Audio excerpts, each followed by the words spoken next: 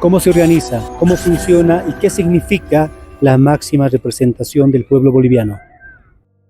Con su permiso, yo voy a bajar del atril para poder hablar un poquito más fluidamente. A ver, vamos a dividir esta exposición en tres partes. La primera va a ser una pequeña introducción del tema que nos aborda. Me interesa que ustedes conozcan qué es la Asamblea Legislativa Plurinacional, que es el primer órgano del Estado, quiero que lo comprendan. También quiero que entiendan que es un temita muy diferente a los que hemos estado escuchando, ¿no es cierto? Otras cosas nos han hablado, un poquito relacionado con el primer tema, pero es muy interesante poder asentar en este aspecto que vamos a enfocarnos el día de hoy. La segunda parte va a ser el tema de procedimiento legislativo, que es el tema que nos llama el día de hoy, enfocándonos sobre todo en el tema de la técnica legislativa, que es lo que se me ha pedido, y por último vamos a hacer un cierre con unas conclusiones y una pequeña reflexión, ¿de acuerdo? Entonces vamos a empezar. Muchísimas gracias siempre. La Asamblea Legislativa Plurinacional, como ustedes pueden ver, un edificio moderno, amplio, grande y diferente a lo que hace unos años atrás teníamos. Es el lugar donde se acumulan los representantes a nivel nacional, constituido y conformado por el órgano legislativo, que es el primer órgano del Estado y está representado por la Asamblea Legislativa Plurinacional de Bolivia. Es muy importante entender qué es el primer órgano del Estado y por qué es el primer órgano del Estado además, por qué estará considerado. ¿Alguien puede imaginarse o decirme por ahí por qué se cree que es el primer órgano del Estado o estamos seguros de que es el primer órgano? ¿Tal vez alguien o una opinión? Pues yo les digo, si alguien no lo sabía, está considerado como el primer órgano del Estado porque justamente aglutina la máxima representación del pueblo. Aquí participan asambleístas, sean diputados o senadores, que vienen en representación de cada rincón de Bolivia: Tarija, Cobija, Santa Cruz, Puerto Suárez, Desaguadero, etc. Entonces vienen y representan a todos los ciudadanos. ¿Para qué? Para poder pelear, para poder luchar, para poder plantear, para proponer aspectos que van a siempre ir en bien del desarrollo de nuestro país. Por eso es considerado el primer órgano del Estado. Es la voz del pueblo, en otras palabras, ¿de acuerdo? ¿Cómo está conformada la Asamblea Legislativa Plurinacional? Está conformada por 130 diputados en la Cámara de Diputados y 36 senadores en la Cámara de Senadores, cada uno con sus suplentes, haciendo un total de 166 asambleístas titulares y 166 asambleístas suplentes. Un número muy grande para un país como el nuestro, que alberga exactamente a 332 asambleístas nacionales entre diputados y senadores titulares y suplentes. Es un número muy grande, tenemos una gran representación y obviamente nosotros como academia, como pueblo, como institución tenemos que sacarle el jugo a nuestros representantes para que realmente hablen por nosotros, de eso se trata, y puedan velar por el desarrollo de nuestro país. ¿Cómo está conformada la Cámara de Diputados? Vamos a ir enfocándonos ahí poco a poco en ese aspecto de la Cámara de Diputados. Es similar a la Cámara de Senadores, vamos a enfocarnos en diputados. La Cámara de Diputados está conformada, hemos dicho, por 130 miembros, de los cuales 7 miembros son de la directiva. Estas fotografías que ven ahora son las fotografías actuales, son los que son presidente, 2 vicepresidentes y 4 secretarios, los que actualmente desarrollan esa labor dentro de la Cámara de Diputados. Vamos a enfocarnos en esta parte, les decía, porque va a ir muy inmerso y de acuerdo al tema que nos llama, que es el procedimiento legislativo, ¿de acuerdo? La Cámara de Diputados, para poder trabajar, son 130 miembros, hemos dicho, menos 7 son 123. 123 cabezas discutiendo un solo tema de los muchos que abarca la Cámara. Es muy difícil ponerse de acuerdo, ¿no? Aquí entre los cuantos estaremos, 100 personas, no sé. Difícilmente nos vamos a tratar de poner de acuerdo en algo. Por ese motivo es que existe una división de áreas de trabajo, ¿de acuerdo? Y esas áreas de trabajo se llaman comisiones. Entonces las comisiones, que son 12 en total dentro de la Cámara de Diputados, son los que van a atender asuntos relacionados con política internacional, política social, educación, salud, economía, planificación, etcétera, etcétera, etcétera. Entonces van a ser 12 diputados que van a estar a la cabeza de las comisiones como presidentes para poder guiar la temática que les va a abordar. ¿Por qué es importante? Les digo, porque se va a relacionar con el tema legislativo. de que la directiva, de que las comisiones son los entes que van a participar frecuentemente en todo ese procedimiento. Aún así, las 12 comisiones aún es muy grande, es mucha gente que discute y que de pronto no se pone de acuerdo. Por esa razón existen comités que dependen de las comisiones.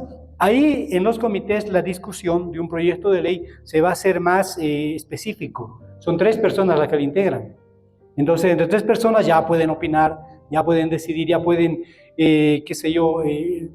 debatir, saber si lo aprueban, no lo aprueban, lo rechazan, etcétera, ¿no es cierto? Y no solamente los proyectos de ley, sino todos los aspectos que hacen al trabajo de la Asamblea Legislativa Plurinacional. En este caso tenemos 37 comités. Distribuidos no por igual, no equitativamente, sino que hay comisiones que tienen 2 comités y hay una comisión que tiene 5 comités, que es la de economía plural. Entonces ahí se van a ir distribuyendo y va a ser un trabajo interesante que van a realizar en el tema de debatir y discutir las normas. Ya para que conozcan solamente les digo que, a ver, ¿qué sigue después de esto? ¿Cómo va a estar conformada la Cámara de Diputados? La Cámara de Diputados también está conformada por bancadas, conformada, vale la redundancia, por las fuerzas políticas que representan a la Cámara, que están representadas en la Cámara de Diputados. En este caso tenemos el Movimiento al Socialismo, Creemos y Comunidad Ciudadana. Las bancadas, las brigadas funcionan en cada departamento y tenemos comisiones especiales y comisiones mixtas. ¿De acuerdo? Esta más o menos es la forma en la que se organiza la Cámara de Diputados de la Asamblea Legislativa Plurinacional. Ahora, ¿cuál es el trabajo que hace la Asamblea Legislativa Plurinacional? Muchos dicen, han debido escuchar candidatos hoy en día que estamos ya pronto a una elección, candidatos que aparecen, no, vamos a resolver todos los problemas del país. Hablan de economía, hablan de desarrollo, hablan de diferentes situaciones que en realidad no corresponde a un diputado, porque un diputado hace 3 cosas fundamentales y ustedes lo van a poder ver. La primera tarea de un diputado o del asambleísta es el tema de legislar, para eso está ahí, para hacer leyes, discutir, debatir, aprobar, etcétera, leyes. Segundo aspecto importante del trabajo que realizan es fiscalizar, ese control al Ejecutivo sobre todo, y más en el tema económico, para que no estén ahí sacándose la plata, llevándose, bueno, vamos a analizar seguramente después si realmente cumplen ese trabajo. Y hacer gestión, que es el más importante, diríamos, más después del tema de legislar, bueno, todos son importantes, ¿no es cierto?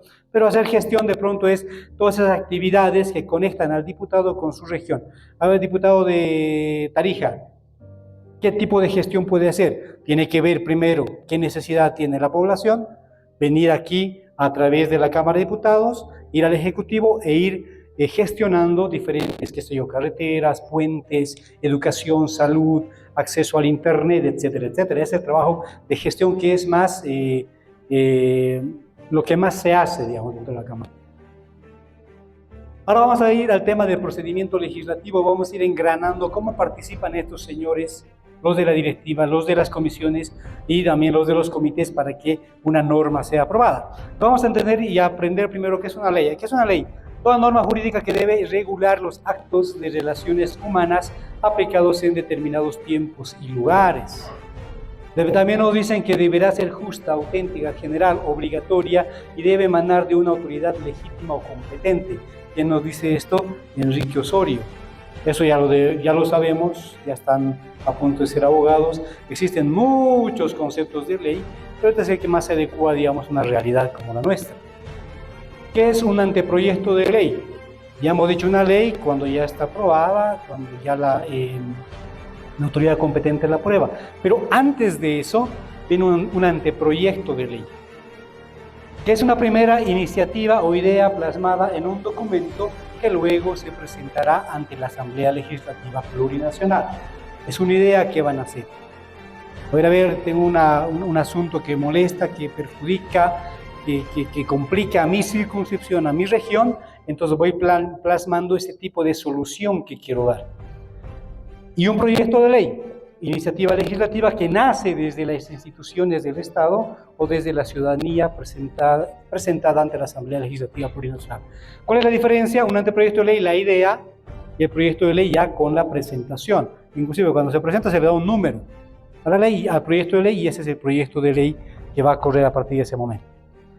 ¿Quiénes pueden presentar un proyecto de ley? Y aquí uno cuando escucha a los que quieren ser parlamentarios hoy en día, van a poder entender. ¿Y cómo van a identificar al que realmente está capacitado o habilitado para poder serlo? Porque según muchos candidatos que van a ser diputados, dice que hasta el vecino puede presentar un proyecto de ley de forma directa, ¿ya? Le ponen al órgano, le ponen a los concejales, a los asambleístas departamentales. O sea, mal entendido, y aquí la Constitución Política del Estado en el artículo 162 y el 116 del Reglamento General de la Cámara de Diputados, norma que rige el funcionamiento de la Asamblea, establece claramente, ¿no? Son cinco quienes pueden presentar un proyecto de ley. Los ciudadanos y las ciudadanas. Pero tendría razón el señor que dice que el vecino puede presentar. No. Este tema de los ciudadanos y ciudadanas para presentar un proyecto de ley todavía está en trabajo. Bueno, sé que hace muchos años ha salido la Constitución aprobada, pero hasta ahora no se ha podido definir. Tenemos un proyecto de ley en la Cámara de Diputados de hace más de 4 años que quiere establecer esa iniciativa ciudadana para proyectos de ley. No se puede. ¿Por qué no se puede? Imagínense si le damos la luz verde a todos los ciudadanos para que presenten un proyecto de ley, la Cámara de Diputados reventaría de ideas, ¿no? Ideas, propuestas, todo el mundo quisiera, pero no se puede por ese motivo. Ahora, no se puede legislar hasta ahora justamente porque hay conflictos. Ahora hay las organizaciones sociales famosas y los vecinos que todo el mundo quiere acaparar y jalar para su lado, no permite que exista algo claro. Por ese hecho, este tema está dejado un poquito en pausa y que se ha definido que sean los ciudadanos que presenten esa idea ante el diputado de la circunscripción. Por ese motivo, los diputados uninominales tienen una plataforma ciudadana, una oficina que paga la Cámara para poder hacer que trabajen, que recibe ese tipo de opiniones, sugerencias, ideas para un proyecto de ley, ¿de acuerdo? En segundo lugar, los asambleístas en cada una de sus cámaras, sean diputados o senadores habilitados para presentar proyectos de ley. El órgano ejecutivo también, son los que más presentan además. El Tribunal Supremo de Justicia en temas relacionados con la justicia, por supuesto. Y por último, los gobiernos autónomos de las entidades territoriales. Pero en este caso, no el asambleísta departamental. Esa es la duda que en un TikTok sacaba un candidato y decía, la Constitución le habilita a este asambleísta departamental para que presente. No, aquí solamente es la MAE de los gobiernos autónomos departamentales. Sea gobernación, el gobernador, y si es municipio, el alcalde. Entonces, ellos sí pueden presentar proyectos de ley. Ahora, ¿qué sigue? ¿Cómo hacer una ley? Primero hemos dicho que nace a través de una iniciativa. También nace a raíz de demandas sociales, ¿no? Ven marchas que están reclamando todo el tiempo que se atiendan diferentes situaciones. Y alguna necesidad de modificación de una norma que ya ha caducado, es necesario cambiarla y ahí también nace. Pero eso sobre todo va a ser el inicio, el germen, la raíz, la fuente de una norma, la necesidad por la que pasa todo el pueblo. Nos falta agua, nos falta luz, estamos sin trabajo, nos falta educación, etc. ¿Y quiénes van a ver eso? Justamente los diputados, como lo hemos dicho hace rato, ¿no? Los diputados que representan a todo ese cúmulo que es la población. Ahora, ¿cuál es el procedimiento legislativo? Y en todas partes van a escuchar estos 5 pasos ustedes, ¿de acuerdo? Procedimiento legislativo dice primero la presentación, segundo la discusión y el debate, tercero aprobación, cuarto promulgación, cinco publicación. Con eso termina, eso es el procedimiento. Esos son pasos que en ningún lado está establecido como lo he nombrado ahorita, pero todo el mundo lo repite, porque esto encierra los 12 pasos que en realidad la Constitución Política del Estado en el artículo 164 establece. Entonces vamos a ir paso a paso para que podamos entender e ir asentando. Presentación. Primero, para la presentación primero tiene que haber un anteproyecto de ley, esa idea, esa necesidad que rescate el parlamentario para ponerlo en un papel. Después lo presenta y como ven en la parte inferior derecha, color azul, ya tiene un número de proyecto de ley. A partir de ese momento se convierte en proyecto de ley. Mientras tanto va a seguir siendo un anteproyecto mientras no sea presentado ante la Asamblea Legislativa. Cuando hablamos de la presentación también vamos a hablar de la técnica legislativa y aquí vamos a ir asentando y extendiendo un poquito más para que se entienda. La técnica legislativa como tal, dentro de la Asamblea Legislativa Plurinacional, y aunque no lo crean y aunque se van a ir de espaldas, no existe un reglamento, una norma que establezca qué técnica se va a utilizar. Y eso es lo lamentable. Han habido propuestas, ideas, han habido coloquios, han habido todo tipo de reuniones que quieran impulsar, pero lamentablemente las autoridades que van pasando año tras año no se preocupan por establecer una técnica clara.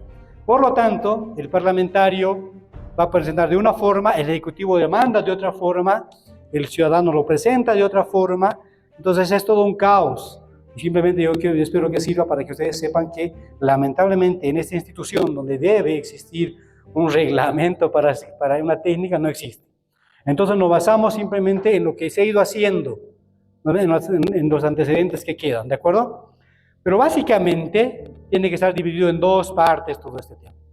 Que es una parte que dice bien muy claro el Reglamento General de la Cámara de Diputados, tiene que haber una exposición de motivos y tiene que haber una estructura o el articulado, ¿de acuerdo? Esas dos partes que van a hacer al proyecto de ley para que puedan ser discutidos, para que puedan ser debatidos, ¿de acuerdo?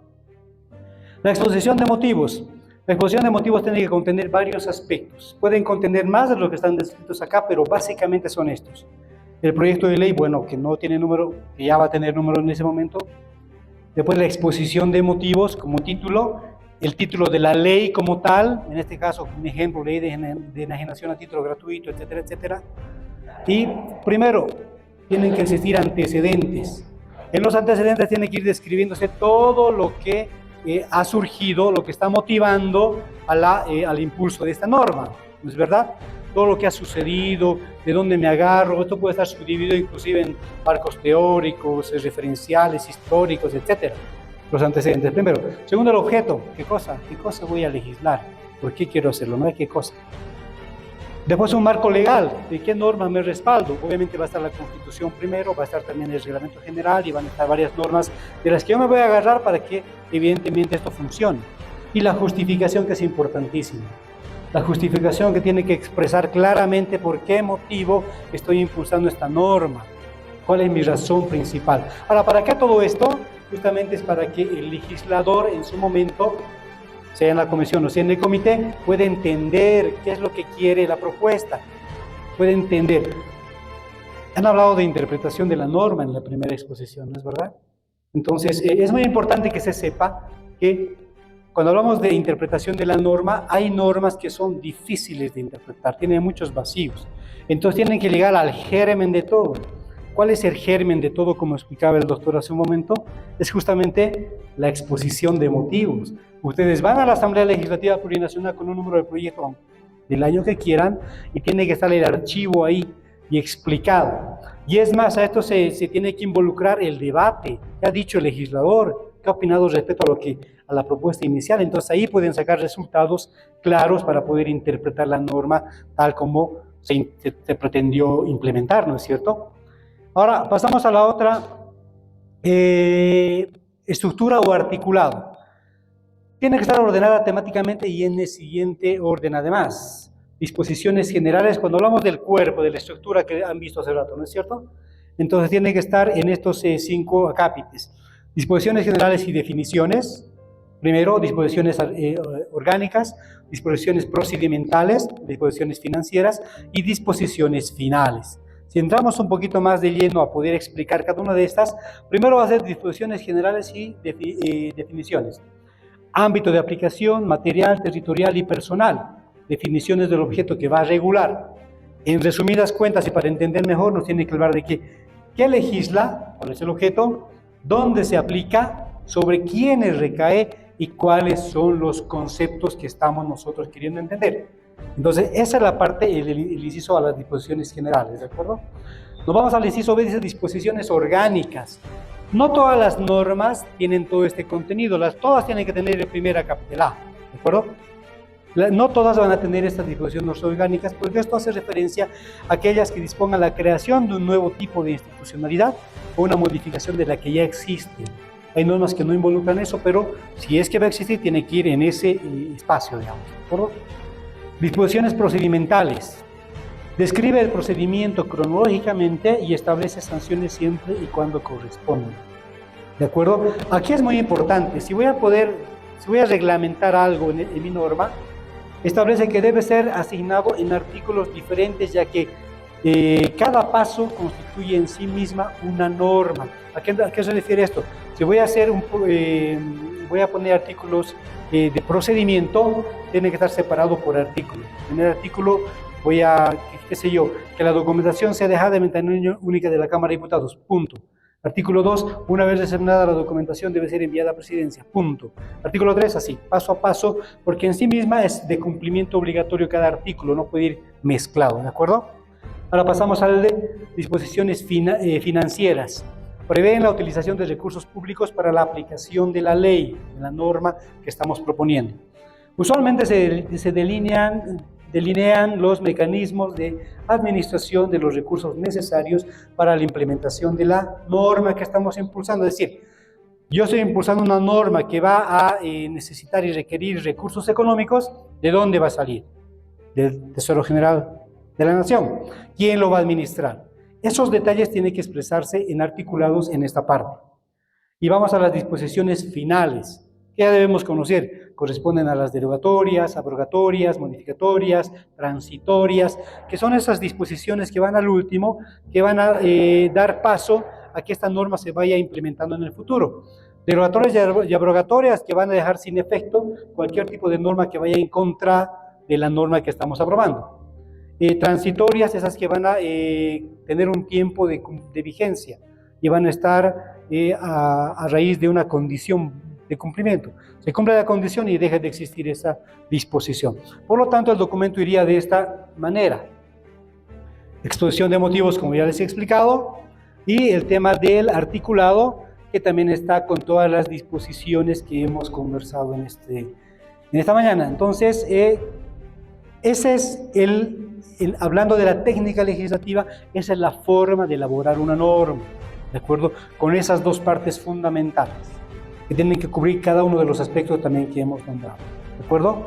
Ahora, ¿qué pasa con la presentación? Vamos a ir al flujo, a ver estos procedimientos legislativos. ¿Qué va a pasar después? Primero vamos a presentar la presidencia, ¿no es cierto? Se presenta la presidencia, vamos a hablar de la Cámara de Diputados en este caso, Cámara de Diputados, y en este caso esta Cámara se va a convertir en la Cámara de origen. Ahí se va a iniciar todo este procedimiento. Lo presentamos a la Cámara de Diputados, va a la presidencia lo manda a Secretaría General, que es la unidad que trabaja pegada a la presidencia de la Cámara de Diputados. Va al Pleno Camaral. Del Pleno Camaral van a decretar el presidente que se vaya a la comisión, la cual, de la cual es la temática de la que se está tratando. Se va a la comisión y en la comisión tenemos dos pasos a seguir. Primero, manda en consulta al órgano ejecutivo, espera la respuesta y una vez que tenga la respuesta va a emitir un informe después de su sesión plenaria de comisión. Ese es un paso. ¿Cuál es el otro paso? La comisión lo puede mandar al comité. Pucha, estoy agobiado, tanto trabajo, dice la comisión, lo manda al comité, que depende de él. El comité lo va a mandar también al órgano ejecutivo en consulta. Va a recibir el informe, el comité primero va a generar un informe previo, este informe lo va a mandar a la comisión y recién la comisión va a emitir este informe. Es una vuelta un poco más larga si mandamos al comité. Por eso el reglamento establece y dice en el artículo 55, no es necesario. Si es que va un comité, bien. Si no va, no importa, porque el informe del comité no va a condicionar la aprobación de esa ley, ¿no? Entonces, normalmente las comisiones lo mandan primero porque tienen mucho trabajo, segundo porque hay que darles para trabajar al comité. Pero si es urgente la situación, se va directamente a la comisión y la comisión define todo, ¿de acuerdo? Una vez que ya esté con un informe positivo de aprobación, se manda al tratamiento en el Pleno Camaral, reunión de los 130 diputados. Si fuera negativo, ¿qué pasa? Me preguntaban. No se va al Pleno, directamente se devuelve a Secretaría General y en Secretaría General se lo archiva. Por eso es un filtro muy importante el tema de las comisiones. Pero ya se ha sido aprobado, se lo manda, si tiene un informe positivo, se lo manda al Pleno. El Pleno en una sesión plenaria va a discutir, va a deliberar, van a debatir y van a decidir si se aprueba o se rechaza. Si el proyecto de ley se aprueba, se va a enviar al Senado inmediatamente. Si se rechaza, se va a quedar estancado y proyecto de ley que es rechazado no se lo vuelve a tocar en ese año. quieres volver a reponerlo, volver a discutir, que lo vuelvan a considerar, va a tener que ser en el siguiente año recién, ¿de acuerdo? Esa es una condición. Se va al Senado, entonces ya hemos terminado todo el flujo en la Cámara de Origen, porque la Cámara se constituirá, se decía, la Cámara de Origen. ¿Qué pasa en el Senado? Llega la remisión al Senado, también pasa por presidencia, va a Secretaría General, pasa al Pleno Camaral, decretan que se manda a la comisión, tienen los mismos caminos la comisión. Lo trato yo, lo mando al comité. Pero eso de mandar en consulta ya no, ¿no es cierto? Por eso está con rojo. Ya no, porque ya es suficiente que una vez nomás se manda al Ejecutivo, en diputados, ya no el Senado. Pero déjenme decirles que han habido casos en los que el Senado también manda, no simplemente por reafirmar el informe que han mandado los del Ejecutivo. O en otros casos que ha pasado muchos años, porque estos proyectos de ley tardan muchos años en ese caminito que hemos visto nosotros, entonces es necesario por el tiempo que ha pasado que el Ejecutivo se vuelva a pronunciar. Se manda a la comisión también emite el informe al Pleno de aprobación o rechazo. Se manda al comité, el comité emite el informe a la comisión y en base a ese informe la comisión manda al Pleno. Una vez enviado al Pleno, esta ley, si es aprobada, se va a sancionar. Ya no se llama solamente aprobar como la Cámara de Origen, sino sancionar, y esta está habilitada para ser enviada al Ejecutivo para su promulgación. Y ahí más o menos terminaría, ¿no es cierto? Entonces hemos dicho que la Cámara de Origen es la Cámara de Diputados, la Cámara Revisora es la Cámara de Senadores. La Cámara de Origen va a aprobar y la Cámara Revisora la va a sancionar, ¿de acuerdo? Pero eso puede ser a la inversa también. No todos los proyectos de ley inician en la Cámara de Diputados. La Cámara de Senadores también puede ser Cámara de Origen. Eso va a depender de dónde se presente. Y hay proyectos relacionados con el tema territorial que solamente ingresan como Cámara de Origen al Senado y de ahí les pasa a diputados, ¿de acuerdo? Entonces esto puede ir de ida y de vuelta. Pasamos entonces, ¿qué pasa cuando se remite al Ejecutivo? ¿No es verdad? Cuando se ha sancionado, se remite al Ejecutivo, hemos dicho. Se va al Ejecutivo, va a recepcionar. Si no tiene observaciones, inmediatamente se va a promulgar. Es más, hay un récord de una norma que se ha enviado a las 11 de la mañana al Ejecutivo y 11:30 ya se estaba promulgando. Eso es cuando hay colaboración mutua o interés político, pero ha pasado. Pero ¿qué pasa si hay observaciones? ¿No? En 10 días tiene que promulgarse, pero si en 10 días han encontrado observaciones, ese plazo tiene el Ejecutivo para devolverlo a la Asamblea Legislativa. Le dice, a ver, te lo devuelvo porque no me convence tu ley, a ver, revisala. Y esas observaciones también tienen dos caminos. El verde, que es el de la viabilidad, y la Asamblea Legislativa dice, ya, tus observaciones están bien, o sea, yo me he equivocado, tenías razón, entonces son fundadas para mí. Va a modificar, pero en sesión de asamblea, la reunión de diputados y senadores, ¿no es verdad? Toda esa sesión, esa reunión tiene que aprobar. Y si es modificada, se manda al órgano ejecutivo y el ejecutivo va a ser, el presidente del Estado va a ser quien va a promulgar esa norma. Ya todo está bien. Pero ¿qué pasa si no le convence a la Asamblea Legislativa? La Asamblea Legislativa dice, no, yo he hecho bien mi trabajo, lo que está mal son ustedes. A ver, tus observaciones para mí son infundadas. ¿Qué va a pasar en ese momento? Va a pasar que si después de la sesión la Asamblea decide que las observaciones son infundadas, el presidente de la Asamblea Legislativa Plurinacional va a estar habilitado para poderla aprobar. ¿Ha pasado eso? Sí, ha pasado. Muchas veces ha pasado. ¿De acuerdo? El presidente del Senado puede habilitarlo. Han habido normas que, por ejemplo, cuando había el tema de la presidencia de la señora Yanine Áñez, ha mandado una norma, ha sido observada por el Ejecutivo, la Cámara, la Asamblea ha dicho no son infundadas tus observaciones y la señora Eva Copa, que hoy es alcaldesa, ha promulgado esas normas, ¿no ve? Entonces, ¿esto puede pasar? Sí puede pasar.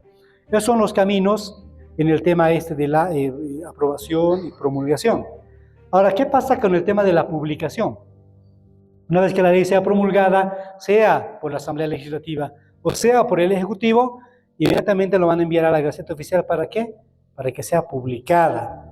¿Y qué dice la norma? La ley va a correr sus efectos a partir de su publicación. Si no se publica, eso queda hasta ahí, digamos, estancado. ¿Y ha habido casos, normas promulgadas que han tardado meses en publicarse? Sí, todo es coyuntural. Todo es coyuntural y tiene sus aspectos de su momento, ¿no es cierto? Entonces, este sería el procedimiento legislativo y culmina en el tema de la publicación. Con eso hemos concluido el tema del procedimiento. Así se hace una norma, así se inicia, así se sigue adelante. Ahora, hemos agotado todos estos pasos, ¿no ve? Una iniciativa, demandas sociales, una modificación que va a impulsar la implementación de una norma, todo a raíz de las necesidades que pasa nuestra ciudadanía. Y eso hay que entender, y para eso está la Asamblea Legislativa Plurinacional, con los diputados y con los senadores. Está para atender las necesidades de la población, de todo el conjunto de la población, en todo tipo de temas académicos, sociales, laborales, de salud, de educación, y justamente estamos en un momento ya cerca a unas elecciones, ¿no es cierto? Y ustedes van a participar de las elecciones. Pues tienen que tener la madurez, el tino para poder elegir a las personas que realmente sean necesarias y puedan contribuir al desarrollo de nuestro país. ¿Por qué? Porque la Asamblea Legislativa Plurinacional es echada mucho de menos, ustedes saben. En la Asamblea se han pegado, se han gritado, se han votado cosas, todo el mundo dice, ay, ese parlamentario, ay, ese diputado, ¿no? ¿Será porque no nos hemos equivocado nosotros? Tal vez no, pero sí tal vez ha entrado gente que no ha tenido la categoría, ¿no? O la capacidad de poder debatir, discutir, proponer, etcétera, lo que requiere una Asamblea Legislativa. Entonces yo los llamo a la reflexión para que participemos primero de las elecciones, veamos bien qué candidato podría ser y obviamente estemos pendientes a cada trabajo que ellos realizan, porque no es dejarlos, después me olvido. Hay control social, hay tantas instancias mediante las cuales se pueda controlar y seguir el trabajo que realizan. Los diputados uninominales tienen oficina, les dije, ¿no? Plataformas ciudadanas. En su circunscripción donde ustedes viven hay una plataforma ciudadana. Está un diputado ahí. ¿Por qué no vamos a ver qué está haciendo? ¿Por qué no lo hace? ¿Cuándo lo va a hacer? Esa presión necesitan esas personas para hacer un trabajo eficiente y se olviden de estar peleando, gritando o insultándose.